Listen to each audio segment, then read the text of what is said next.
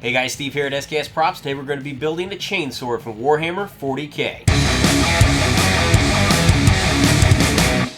Welcome to the shop. If you're new to the channel, be sure to hit that subscribe button because I'm going to be coming back with lots more tips and tricks for prop and costume fabrication. Today's build, we're going to be making a Warhammer 40k Chainsword. Now, the chainswords are by far one of the coolest melee weapons within the 40k universe, and they're wielded by different factions of Space Marines throughout the Empire. Now, this particular one I'm going to be making will be by the Blood Angels, and why is that? Because Ultramarines suck. Now, this particular build is made all out of HD foam, so it's extremely light. More importantly, it is con safe. I'm going to show you guys the tips and tricks that it took to put all this together. We got a lot to do, so let's get started. The first thing I did was print off the template that I'd created in Photoshop. If you guys want to try this build out yourselves, there's a link for the template over in the description section. Now, because of the size of this build, I know that it needs some kind of core, so I've decided to use a cardboard tube, which will run through the handle up to the motor section. Blocks of 10mm HD foam are cut out on a bandsaw. These will be stacked and added as detail elements for the handle of the chainsword. Using the templates as a guide, I transfer the shape of the handguards onto some 10mm HD foam and then cut all those shapes out on the bandsaw. A lot of this build is going to be stacking layers to bulk it out. Here I'm taking all the additional details that are on the handguard, cutting those out on a separate piece of 10mm foam, and then gluing that to the ones that we cut out previously. When I started the chainsword, I didn't really know how thick the handguard was going to be, so adding these pieces layer by layer really helps me control the scale of the prop. I decided to go ahead and add a few details to the inside of the handguard now, because once I add the handle, it's going to be a lot less accessible. Using a Forstner bit, I'm able to drill a hole through the foam, making room for the cardboard handle. Here I'm making sure everything lines up just like it's supposed to. We're dealing with multiple layers of 10mm HD foam at this point, so I take it over the belt sander to flush everything out. This also gives me the opportunity to go ahead and start knocking down all of the hard edges using a medium grit sanding drum on my Fortum and a stone bit to help cauterize and round over all those pieces. After the refinement by the rotary tools, I then sand everything by hand using some 400 grit sandpaper. Once again, because we're dealing with multiple layers of 10mm foam, I'm going to be using some 2mm to actually skin the surface. To apply this, I'm going to be using some barge cement and Bob Smith superglue. This type of skinning method is something I do a lot in foam fabrication. You always want to be mindful of where your seams are and the best way to cover them up. Since we've got everything pretty much blocked out, additional details can start being added. In this case, I'm making small strips of 10mm foam, and to make these circles, I actually dremel down some PVC pipe and then twist that into the surface of the foam. 10mm HD foam half rounds are used to detail the top section of the handguard. To give this handle a leather wrap look, I am cutting strips of 2mm foam and adhering that to the cardboard tube. The end of the wrap is cut at an angle and glued into place. 15mm half rounds are used to fill the gaps at the top and bottom of the handle while also giving an additional detail. With the handle complete, we can start working on the main body of the chainsword. Here I'm taking my template and transferring that onto some 10mm HD foam with a ballpoint pen.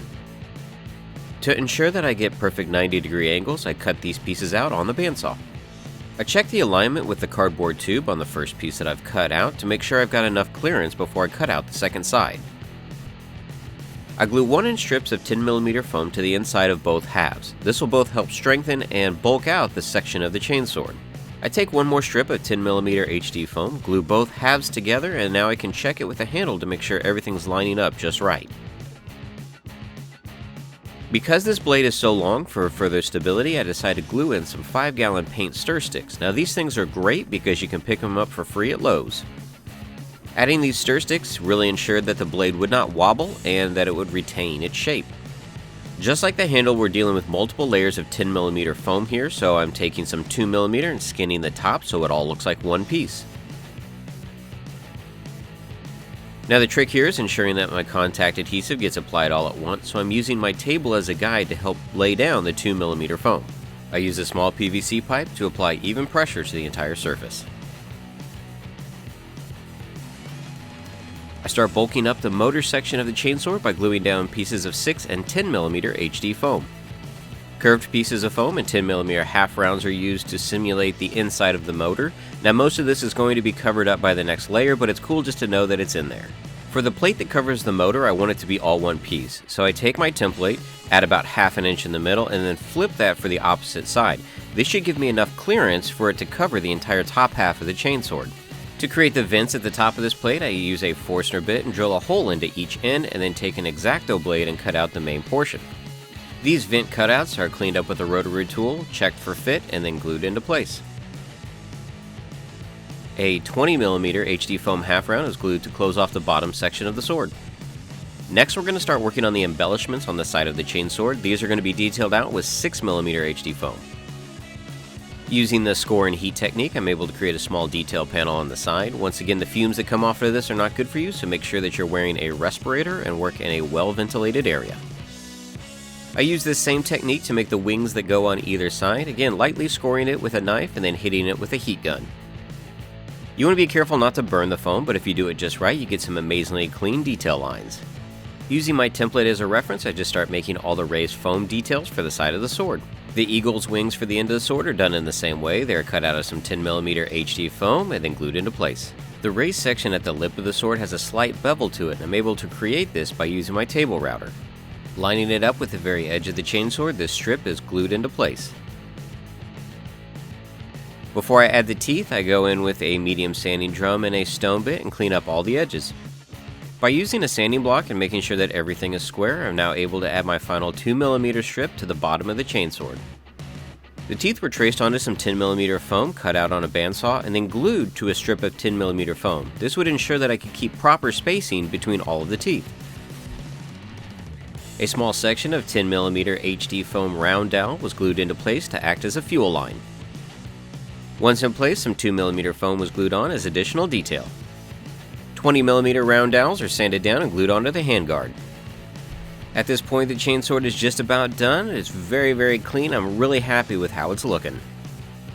Once again, because I'm going with the Blood Angels theme on this, I would like the blood drop on the side, so I create that by transferring my template onto some 2mm and 6mm HD foam. The blood drop was then sanded down to give it a nice gradual curve and glued into place. I glue on some resin cast half spheres to simulate rivets. 10mm half round and some 6mm foam finish off the pommel. Battle damage is added to the chainsword using a rotary tool. This makes it look as though it is not brand new but has seen many victories throughout the galaxy. I do a final heat treatment and sand it with some 400 grit sandpaper before I add tiny googly eyes as small rivets. Alright guys, we are completed with the fabrication side of the chainsword. Now it's time to get on to the hand painting portion of it. And to prep it for that, I did 2 coats of Plasti Dip, and that will seal the foam and protect it. After that had fully cured, I did some Krylon Red Rust Primer, and then in a couple spots I hit it with some hammered metal from Rust-Oleum. Now, all of this was allowed to dry overnight. I will now start to hand paint the process using Liquitex heavy body acrylics. Of course, we're going to be going with the Blood Angels color theme here, so we're going to have a lot of red and gold accents. We still got a lot to do on this, so let's go ahead and start on the wash. The wash was a mixture of Liquitex heavy body acrylics Mars Black and Burnt Sienna. This mixture was heavily watered down and then applied with a 1-inch mop brush to the prop. Some of the excess paint was dabbed away with a paper towel before a second layer was applied. This first layer, it's really important to get it all over the piece because it's prepping the surface for additional layers of acrylic paint. The second layer of Mars Black and Burnt Sienna is applied to the piece, this time with less water and more pigment. To paint all the gold highlights, we're actually using Golden Brand Iridescent Bronze. This paint is watered down and applied to the surface with a 1/2-inch filbert brush. Always be thinking about color theory, so in this case, if you're painting on a gold, you want red as a base to really help it pop. The biggest thing to note here is to always be careful with metallics. Normally, once you get a metallic onto a matte color, it's very difficult to get that off. For layer 2 of the gold areas, I go back in with the iridescent bronze, this time with no water, and I'm applying it in a way to build up highlights, just as if this was one of the miniatures. If you also notice, I'm scrubbing the paint on more than brushing it. This will minimize brush strokes in the final piece.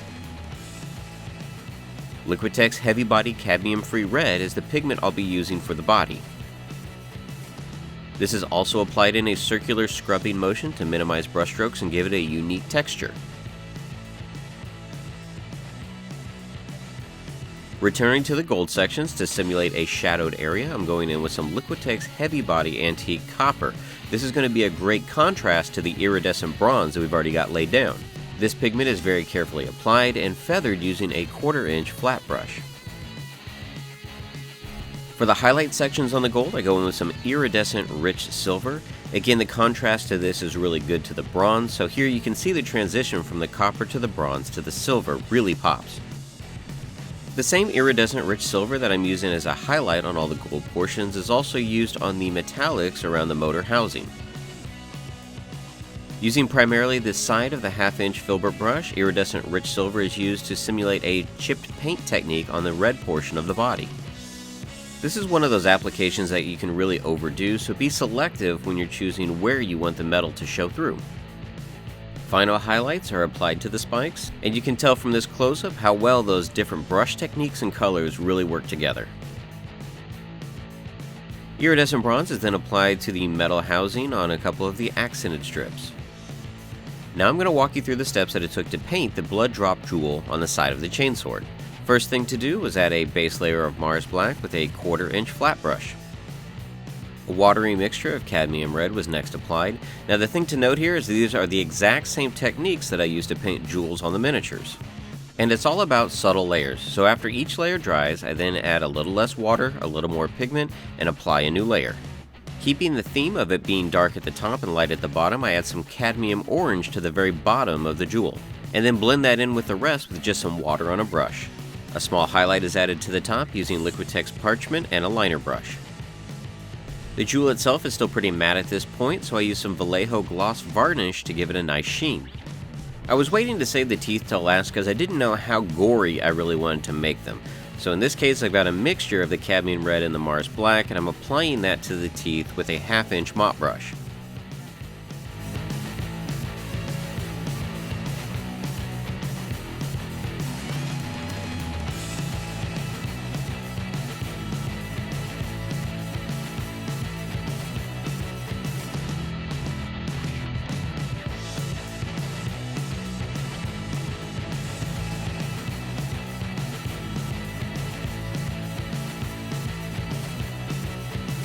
So you guys can see what it takes to put together a Warhammer 40k Chainsword that is cosplay friendly. Now the details on this were pretty difficult, and it's just because of the scale of the unit.